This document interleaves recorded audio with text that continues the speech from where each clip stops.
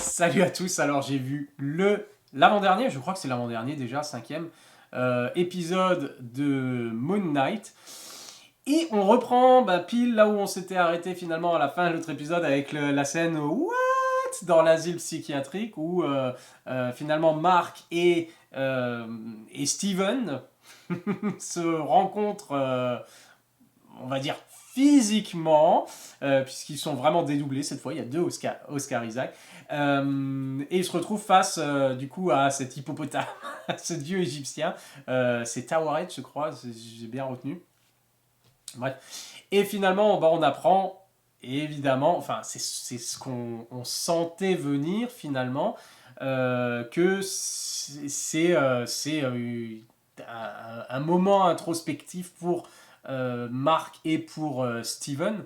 Et du coup, c'est là on finit par découvrir qui est le vrai et qui est le faux. Qui est la personnalité finalement de on va dire, la deuxième personnalité de l'autre, dans un épisode qui est riche finalement en flashback, en découverte, en origine, pour chacune des personnalités, pour Moon Knight, pour voilà, tout le background, toute l'origine story de Mark Spector, de Stephen Grant, elle est dans cet épisode-là. On comprend enfin tout et on y a accès au fur et à mesure par justement des portes, comme si on était justement les deux personnages naviguent littéralement puisqu'ils sont sur un bateau qui transporte les âmes et qui, si la balance, on va dire, de leur âme ne s'équilibre pas, alors leur âme est damnée et finira aux enfers. Et ils sont, en gros, finalement, c'est un épisode de purgatoire où les choses doivent être dites, les choses doivent être révélées. Alors des fois, alors c'est bien fait et c'est prenant et c'est vraiment touchant et au niveau émotionnel. Il y a des scènes très tristes et difficiles et superbe interprétation du coup de Oscar Isaac, hein, parce qu'il joue vraiment plusieurs rôles et à différents aspects, on va dire, de sa personnalité.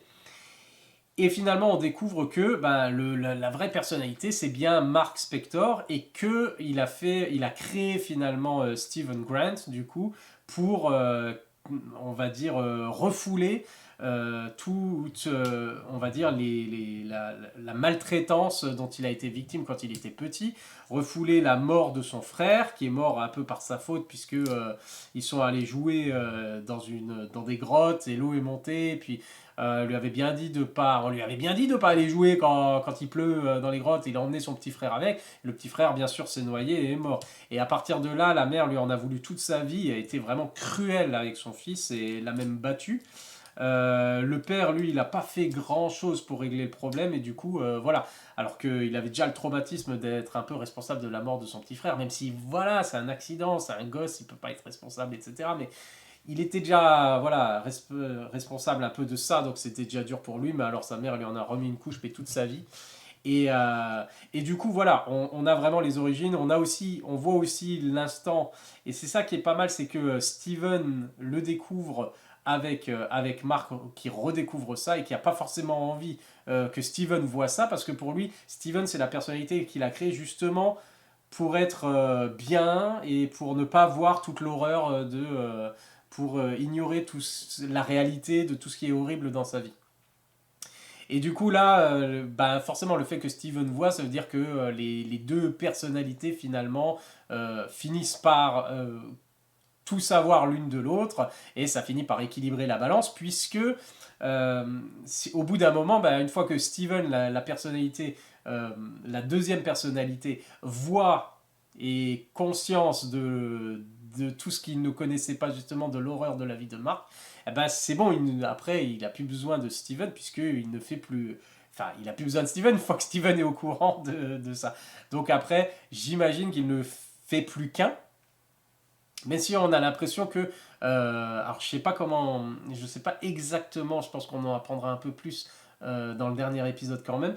Est-ce que la personnalité de Steven est vraiment, parce qu'elle tombe du bateau du coup et puis se transforme en pierre dans la mer de sable là, transforme en statue. Est-ce que cette personnalité est vraiment changée en pierre, ouais, hein, ou alors est-ce que cette personnalité n'existe plus tout simplement puisque Mark n'en a plus besoin et ça fait un peu bizarre. Est-ce que finalement, est-ce que la personnalité de Stephen Grant est morte et c'était quand même quelqu'un de qui avait une certaine conscience. Donc là, c'est très.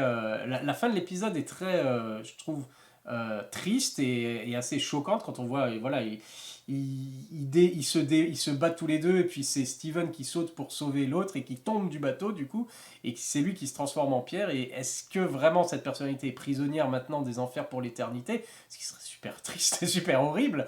Ou alors est-ce que finalement c'est tout ça c'est dans on va dire dans un autre plan d'existence et que Steven n'existe plus puisque il a vu tout ce qu'il devait voir et maintenant il fait partie de Mark et il accepte ça son unique personnalité et de ne plus refouler tous ses souvenirs horribles. À voir. En tout cas, du coup, c'est un épisode. Ça me fait beaucoup penser finalement à ce qui se passait avec Wanda dans WandaVision, la première série du coup Marvel, puisqu'on a ces personnages qui sont mentalement, psychologiquement fragiles et vulnérables et des personnes qui ont du coup aussi un certain pouvoir et qui pètent les plombs. Et du coup, on est bien là puisqu'on se rapproche de Doctor Strange et le multiverse de la folie, ou la folie du multiverse, enfin je sais plus comment, voilà, Multiverse of Madness. Euh, et on a cet aspect justement qui, je trouve, thématique qui fait que ces deux personnages-là se ressemblent d'une certaine manière avec ce refoulement justement des épreuves et des mauvais souvenirs de la réalité. Et j'ai l'impression dans la bande-annonce pareil de Doctor Strange, on voit que Wanda il y en a deux à un moment.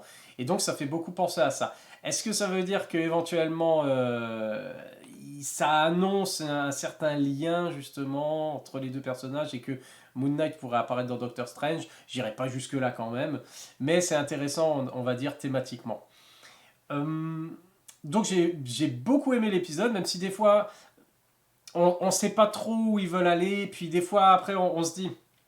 Bon, on sait qu'on va devoir à un moment rentrer dans la chambre et voir ce qui s'est passé dans la chambre, des choses comme ça. Et puis ils dévient de la trajectoire, voilà. Des fois, il y a un peu trop peut-être de Mark et de Steven qui s'engueulent et que Mark il dit non, tu n'as pas besoin de voir ça et que l'autre il dit mais si, j'en ai besoin de le voir, etc.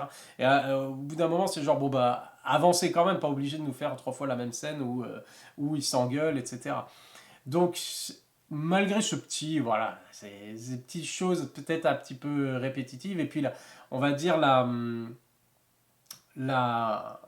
tout l'épisode, c'est ça en fait, c'est ouvrir une porte et rentrer. Donc, au bout d'un moment, quand on a compris finalement la métaphore et puis le principe de là où ils sont, euh, on veut que ça avance quoi. Et des fois, ils prennent un peu trop leur temps.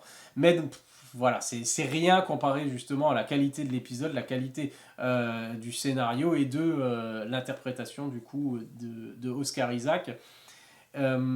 C'est vraiment, vraiment très intéressant. Encore une fois, c'est pas ma série préférée de Marvel, mais c'est vraiment bien fait. Il y a vraiment ce souci de bien faire et de ne pas décrire des choses qui ont du sens et qui ont un impact et qui ont été bien réfléchies et pas seulement faire du spectacle. Après, c'est une question de goût tout simplement, hein. On peut ne pas aimer ce qu'ils font avec Moon Knight. Moi, j'aime beaucoup.